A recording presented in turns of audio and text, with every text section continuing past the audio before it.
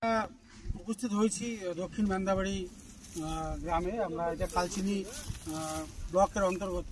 এখানে কৃষি দপ্তর কালচিনি ব্লক এবং সহ কৃষি অধিকর্তা কালচিনি ব্লকের সহযোগিতায় এখানে প্রায় 60 বিঘা জমিতে জিরো টিলের সরিষা চাষ হচ্ছে এবং 10 বিঘা ভুট্টা চাষ।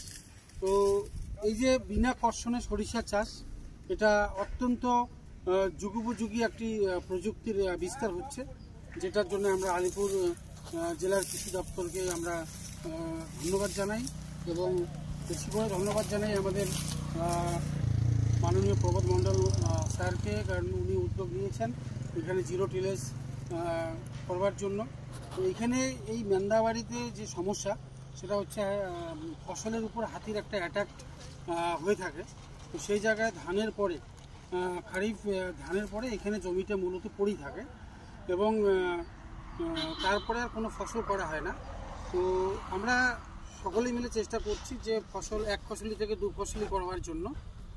এখানে সরিষা হচ্ছে এখন, এর আগে খারিফ ধান হয়েছিল এবং আমরা পরবর্তীতে চিন্তা ভাবনা করছি এবং অবশ্যই কৃষি দপ্তর এবং উত্তরবঙ্গ কৃষি বিশ্ববিদ্যালয়ের সঙ্গে আলোচনা করব এরপরের ফসলটাও যাতে জিরো টিলেজে ধান চাষ করা যায় সেই চেষ্টা আমরা করব। কারণ এখানে মাটি অত্যন্ত ভালো এবং এখানে চাষিরা অংশগ্রহণ করেছেন জিরো টিলেজ প্রযুক্তিতে। এখানকার গ্রাম পঞ্চায়েতের সদস্য এবং প্রধান মহাশয় ছিলেন এই প্রোগ্রামের মধ্যে। খুবই একটা পার্টিসিপেটরি প্রোগ্রাম, সকলে মিলে এটা করছে। তো এই জিরো টিলেজ করলে কী হবে, মাটিতে কর্ষণটা করা হবে না এবং মাটি যত কম কর্ষণ হবে তত মাটির পক্ষে ভালো। এবং সবথেকে ভালো যেটা এখানে ধান কেটেছে এবং নাড়া রেখেছে, এটা সবথেকে মাটির পক্ষে খুবই উপকারী এবং এটা সব জায়গায় হওয়া দরকার। কারণ আমরা মাটিকে যদি আমরা উর্বরশীল রাখতে চাই তাহলে মাটির জন্য আমাদেরকে কিছুটা নাড়া আমাদের ছেড়ে দিতে হবে। তো সেই জায়গায় জিরো টিলেজ যে এখানে ভুট্টা এবং সরিষা চাষ হচ্ছে, ম্যাক্সিমামটা এখানে সরিষা হচ্ছে, বড় ক্লাস্টারে হচ্ছে। খুবই একটা দেখার মতো ক্লাস্টার এখানে তৈরি হবে এই মেন্দাবাড়িতে কালচিনি ব্লকে।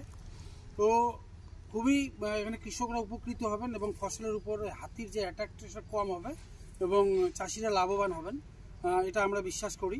এবং এই টিলেজে জিরো টিলেজে খরচা অনেক কম এবং এই প্রোগ্রামে পুরোটাই আপনারা দেখতে পাচ্ছেন যে কৃষি বিভাগে আত্মার তরফ থেকে সাহায্য করা হচ্ছে। তো আমি আজকে নিজেই ফিল্ড ভিজিটে আসলাম। আমাদের 7 mile Satish club custom hiring centre হিসেবে মেশিন এখানে সরবরাহ করছে, পুরো প্রযুক্তিটা এখানে করছে। আমরা ধন্যবাদ জানাই উত্তরবঙ্গ কৃষি বিশ্ববিদ্যালয়, যার মাধ্যমে আমরা 2015 সাল থেকে আমরা এই জিরো টিলেজ আমরা শুরু করেছিলাম এবং তারও আগে আমরা কুচবিহার কৃষি বিজ্ঞান কেন্দ্র সাহায্যেও আমরা জিরো টিলেজ গম শুরু করেছিলাম। তো প্রত্যেকে মিলে আমরা এবার আলিপুরদুয়ার, কালচিনি ব্লক, আলিপুর 1, কুমারগ্রাম, ফালাকাটা এই সমস্ত ব্লকে এবার কাজ জোর কদমে হচ্ছে এবং আশা করি কৃষকরা উপকৃত হবে এবং মাটির স্বাস্থ্য রক্ষা হবে। আগামী দিনে কৃষকরা লাভবান হবেন। ধন্যবাদ। কালচিনি ব্লকের অন্তর্গত মেন্দাবাড়ি গ্রামে জিরো টিলেজের মাধ্যমে সরিষা এবং ভুট্টা রোপণ করা হচ্ছে।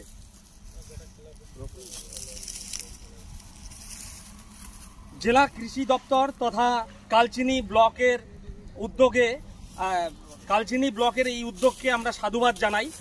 আপনারা আমার বিগত ভিডিওতে দেখেছিলেন গত বছর কালচিনি ব্লকের আন্ডারে বক্সা ফরেস্ট বস্তি, যে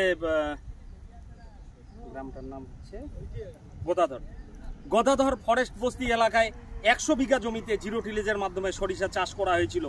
ঠিক এবছর কালচিনি ব্লকে প্রায় 70 বিঘা জমিতে জিরো টিলেজের মাধ্যমে সরিষা এবং 10 বিঘা জমিতে ভুট্টা চাষ করা হচ্ছে।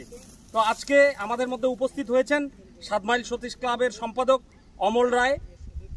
উনি আজকে এখানে জিরো টিলেজের যে মূল উদ্দেশ্য এবং লক্ষ্য এই বিষয়ে কিছু আলোচনা করবেন।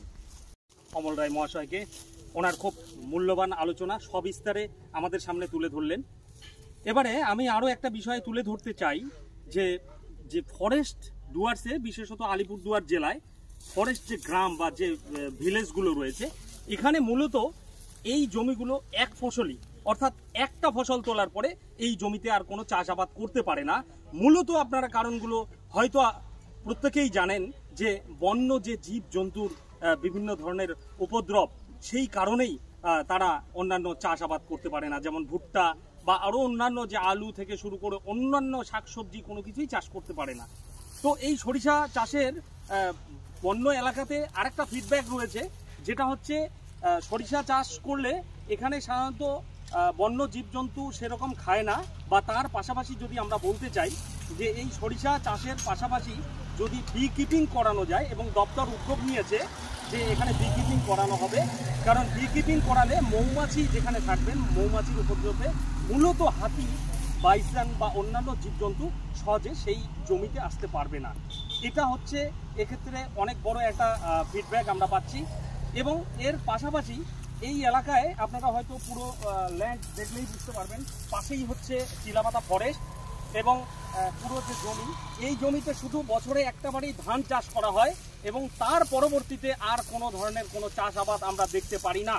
তো কৃষি দপ্তরকে আমরা সাধুবাদ জানাবো সর্বোপরি, যে ওনাদের উদ্যোগে এবছর কালচিনি মেন্দাবাড়ি এলাকায় এত বড় একটা উদ্যোগ নিয়ে এখানে সরিষা এবং ভুট্টা চাষ করা হচ্ছে, যাতে আগামী দিনে কৃষক বন্ধুরা আবার নিত্য নতুন চাষের সঙ্গে যুক্ত হতে পারে।